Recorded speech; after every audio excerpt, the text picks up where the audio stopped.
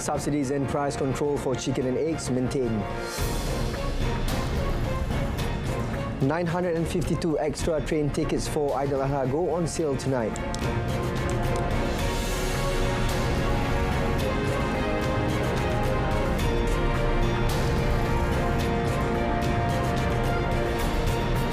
Good evening and Salam Malaysia Madani. Thanks for joining us. I'm SAHIH and you're watching Malaysia Tonight. Prime Minister Datuk Seri Anwar Ibrahim has agreed that the subsidies and price control for chicken and eggs continue to be maintained. The Agriculture and Food Security Ministry as well as Domestic Trade and Cost of Living Ministry in a joint statement said the decision was made after taking into account all aspects as well as to ensure the poultry industry remains sustainable. Elaborating further through the statement, both ministries said the decision to continue providing subsidies and to control the price of chicken and eggs was made to ensure the welfare of the people in line with the aspirations of the Malaysia Madani government. The Cabinet on 17 February has decided to continue the subsidy for chicken and eggs from 1st January to 30th June, while it was announced yesterday that the subsidies would not be continued after 30th June. Agriculture and Food Security, Datuk Seri Muhammad Sabu has said the prices of chicken and egg will be floated starting 1st July. In another development, Prime Minister Datuk Seri Anwar Ibrahim today stressed that the interests of the rakyat and the country were more important to him than his personal experience with UMNO.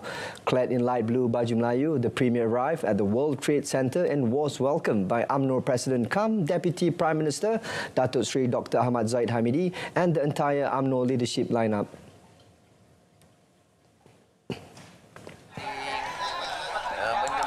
Tugas kepada negara.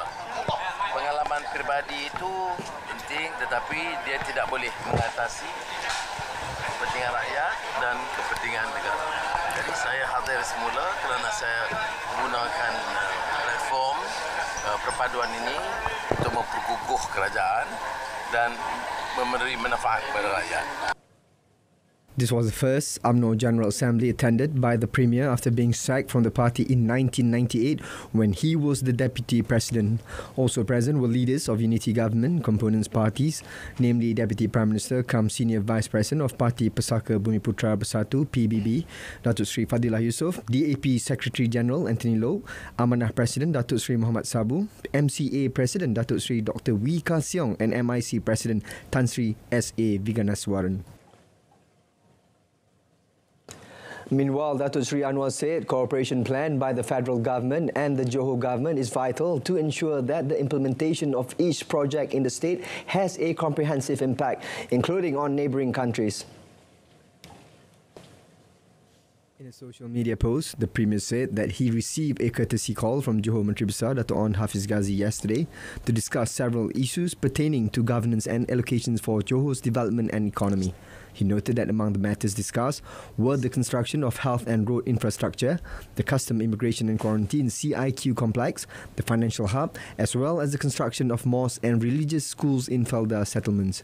Datuk Seri Anwar added that the post-flood relief assistance for farmers, breeders and fishermen, as well as the issue of maintaining and repairing apartments that are more than 40 years old were also among the other topics discussed as well.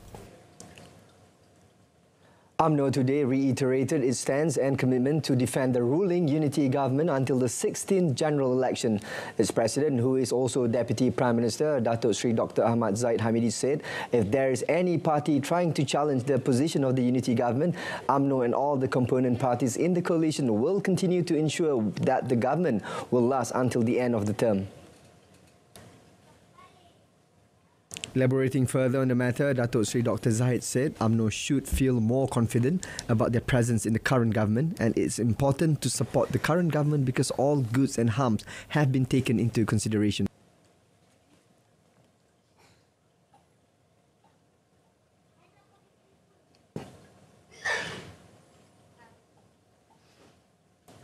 Kerajaan perpaduan adalah gagasan besar. Masyarakat madani adalah falsafah besar. Mendepani landscape politik baru adalah anjakan besar. Semuanya ini membuktikan kita sentiasa memikirkan agenda dan idea hebat buat negara. The UMNO president said the evolution of world politics has seen many countries now forming multi-party governments either in the name of a coalition government or a unity government. Hans said the political parties that previously were at odds and could not see eye to eye with each other are now seen as trying to come together to form a government for the benefit of the rakyat. Additional ticket sales for the Express Lambayan Aidil-Adha ELA train service to the East Coast in conjunction with the Aidil-Adha celebration go on sale from 8 p.m. tonight to give the opportunity to those who are unable to purchase the tickets before. Kereta Api Tanah Melayu Berhad KTMB said that the additional 2 ELA services involved 952 tickets. This includes sleeping berth coach, premier seat coach, superior seat coach, buffet coach and chillax coach introduced due to high demand. The ELA train journey is on 27 June for the KL Central Tumpat route, which is scheduled to depart at 11 p.m. and arrive at 3:53 p.m. the next day, while the Tumpat to KL Central journey departs at 6 p.m. and arrives at 9:32 a.m. the next day. KTMB noted that the ELA train will stop at 17 stations, namely KL Central Station, Bandar Tasik Selatan, Kajang, Seremban, Pulau Sebang, Gemas, Bahau, Mentakap, Jerantut, Kuala Lipis, Gomusang, Dabong, Kuala Kral, Tanah Merah, Pasir Mas, Wakaf Baru and Tumpat. Tickets are priced from RM55 to RM83 for a one-way trip. KTMB users are advised to purchase tickets through the KTMB Mobile Kits application or through the KTMB website. For inquiries, the public can contact the KTMB call centre or visit KTMB's official social media channels.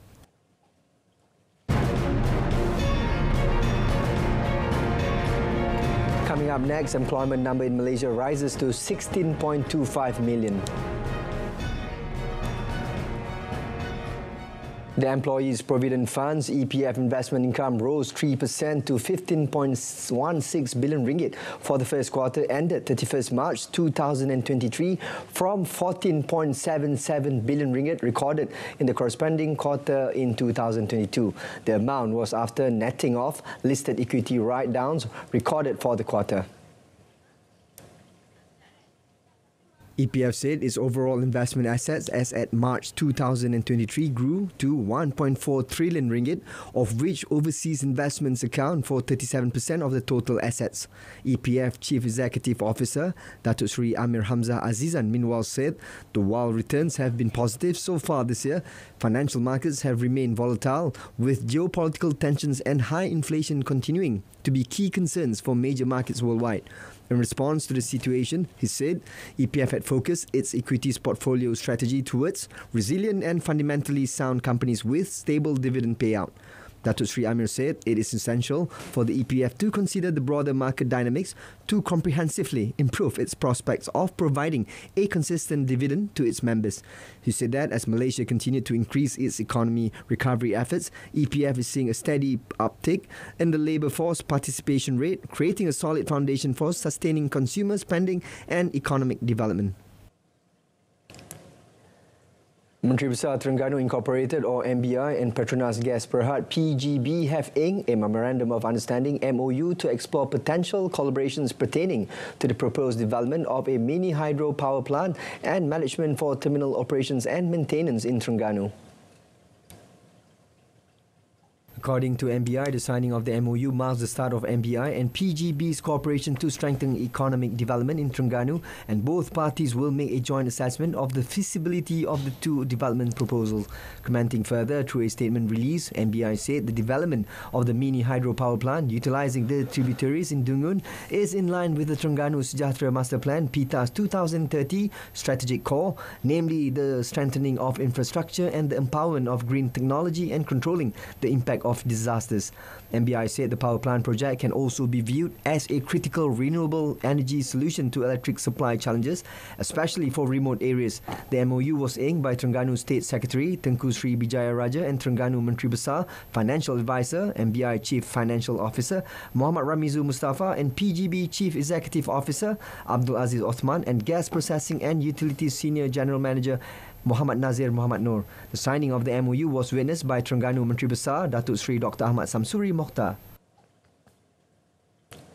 The Department of Statistics Malaysia, or DOSTM, says in April 2023, the number of people getting employed continued its upward trajectory, experiencing a growth of 0.2%, equivalent to an addition of 28.4 thousand people. This brought the total number of people employed up to 16.25 million compared to the previous month of 16.22 million.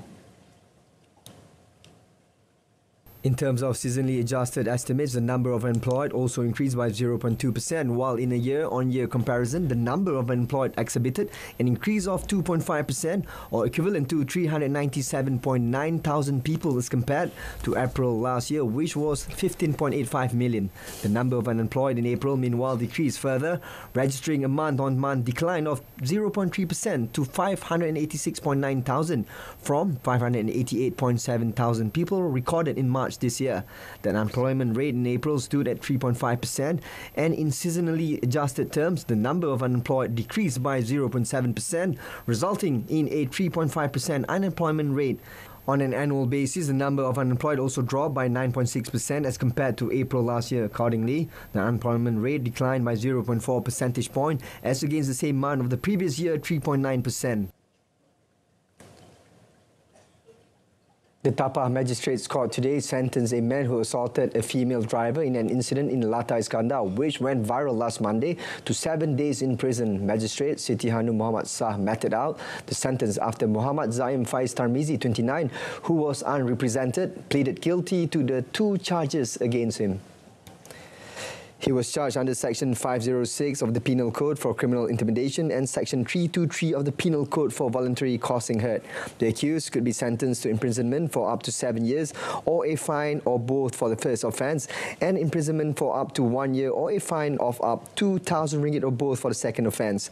Muhammad Faiz was later sentenced to 7 days in prison on each count, and the sentences to run concurrently from the date of conviction, which is today. Earlier, Deputy Public Prosecutor J.S. Gita urged that a sufficient sentence be imposed on the accused for berating, threatening and hitting the victim on the forehead, which was unbecoming and irrational. Muhammad Zaim Faiz, however, appealed for a lighter sentence as he has a child and a pregnant wife to support, adding that he acted such as he was angered by the woman's reckless way of driving.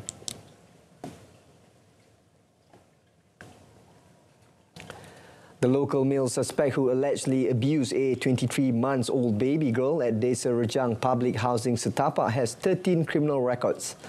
Kuala Lumpur Police Chief Dato' Muhammad Suhaili Muhammad Zain said the suspect had been convicted for various criminal and drug offences, with 1 case still pending in Lanchang, Pahang for investigations under Section 42 of the Penal Code. Dato' Muhammad Shuaili said the baby's mother is an 18-year-old and has been living with the suspect for 2 months. He said the victim, being quite an active child, was beaten and locked up for making too much noise. The suspect also tried to teach the baby to be quiet but failed and started to take extreme measures. The KL police chief said the motive of the incident was still under investigation, though the suspect had stated that he hit the little girl because she was making too much noise.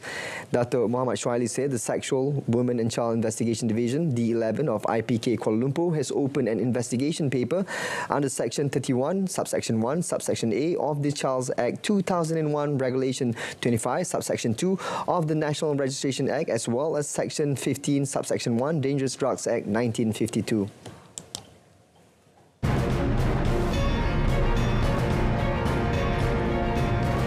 In our foreign segment, Biden calls for regulation of artificial intelligence.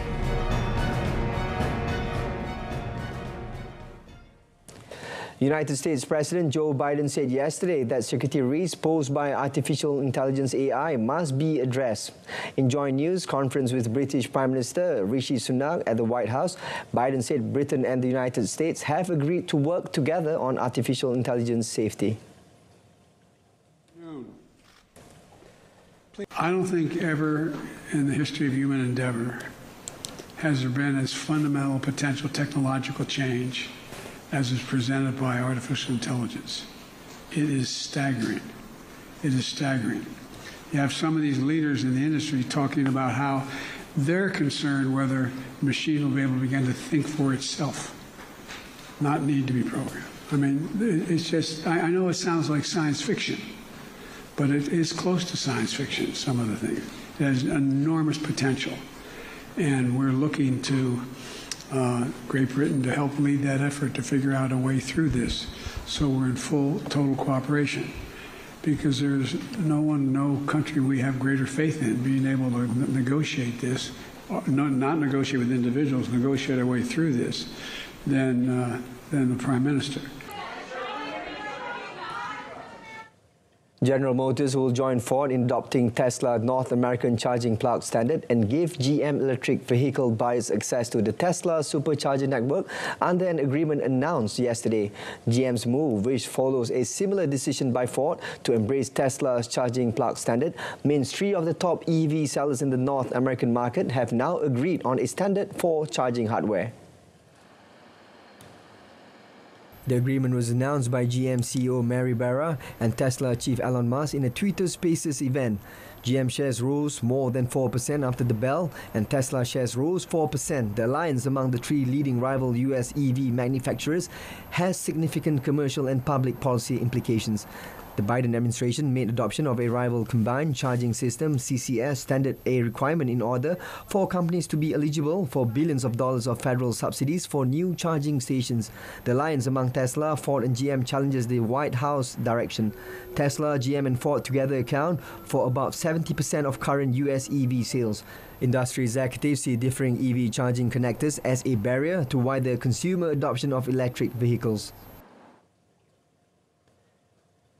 Just when it seems safe to unmask, some Canadians are donning the face coverings and masks which were more commonly seen during the COVID-19 pandemic.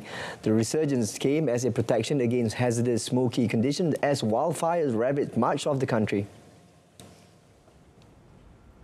Canada is seeing its worst ever start to wildfire season as blazes burn from the western provinces to Atlantic Canada. Smoke from wildfires in Quebec has settled over southern Ontario and travelled into the United States, disrupting flights and sending people indoors. Some mask companies that sold protective equipment during the pandemic have turned to wildfire marketing. On Wednesday, mask supplier United Canada sent out an email with wildfire season safety tips that included a N95 mask, while Canada Strong sent out an email Tuesday titled "Ontario Smoke Will Be Intense, Helpful Tips." Studies in people have linked wildfire smoke with higher rates of heart attacks, strokes and cardiac arrest, increases in emergency room visits for respiratory conditions and weakened immune defenses. Wildfire have also been linked with eye irritation and skin problems. Floods caused by the destruction of Kakhovka hydroelectric power plant dam has uprooted landmines along the banks of Dnieper River, posing grave danger of explosion in the region. The recent attack of Kakhovka plant in Ukraine has caused a catastrophic dam burst which holds back the country's largest reservoir, releasing a torrent of water into cities and towns downstream. The emergency department of the Kherson region issued a warning to remind residents of landmines and other dangerous items washed downstream by flood waters. Ukraine State Emergency Service also issued a warning on Thursday that some mines and unexploded ordnance have floated along the Dnieper River and exploded spontaneously, reminding the public not to approach or touch them. Russia and Ukraine have been trading accusations over the dam attack. Meanwhile, Ukraine State News Agency reported Thursday that Ukraine believes that the Russian army blew up the Kakhovka hydropower station, and Ukraine has filed a lawsuit over the matter with the European Court of Human Rights.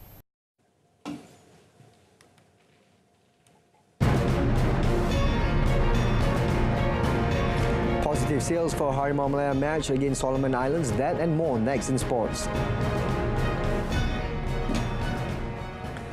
Ticket sales for the Tier 1 international match between Malaysia and Solomon Islands at the Sultan Mizan Zainal Abidin Stadium in Terengganu on 14 June have been encouraging.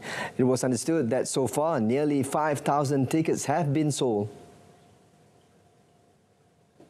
Football Association of Malaysia FAM Secretary General Nur Azman Rahman anticipates a lively atmosphere at the friendly encounter as a result of the various programs that will be held at the stadium grounds. He said there would be a friendly match between former Terengganu players and the former national squad, as well as exhibitions and football tournaments for children. Early this month, FAM through its official Facebook site announced that tickets were priced at RM30 for open seats and RM5 for children aged 6 to 12 years. There will be no physical ticket sales at the stadium and tickets can be purchased via online only. The national team previously played 2 international friendly matches at Sultan Ibrahim Stadium, Johor in March. The friendlies are a preparation ground for the Harimau Malaya squad ahead of the 2023 Asian Cup, which will take place in Qatar in January next year. Inter Milan and Manchester City arrived in Istanbul on yesterday evening ahead of the Champions League final. It might be the only time in Istanbul that Inter Milan are second best, with Pep Guardiola's team the overwhelming favourites to win at the Atatürk Olympic Stadium.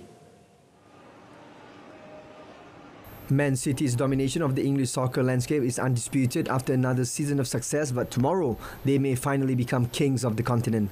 Guardiola delivered an 11th trophy in 7 years to owner Sheikh Mansour when City beat Manchester United to win the FA Cup last weekend, having claimed a 5th Premier League title in 6 seasons a couple of weeks earlier. Now only Inter stand in the way of a treble that would match Manchester United's still unique feat of 1999. More pertinently, City's Abu Dhabi owners would finally get their hands on the European trophy that their massive financial investment in the club since 2008 was designed to achieve.